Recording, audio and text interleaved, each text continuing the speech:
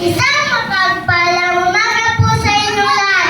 Salamat po sa ating Panginoon sa magandang araw na pinagkaloob na sa atin, pati na ang mga bilayang ating tinatanggap at mga natutunan sa kindergarten. Ang araw na ito ay isa sa mga pinakamahalagang pagkakataon sa ating buhay sapagkat ang ating pagsisikap sa taong 2024-2025 ay mabibigyan na ng pagkilala.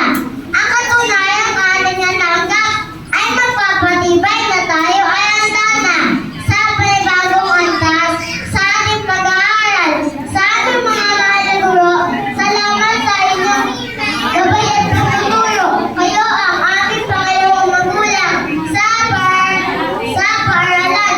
Sa aming mga magulang, salamat sa inyong pasensya sapagkat kayo mismo ang nais namin handugan ng aming tagumpay.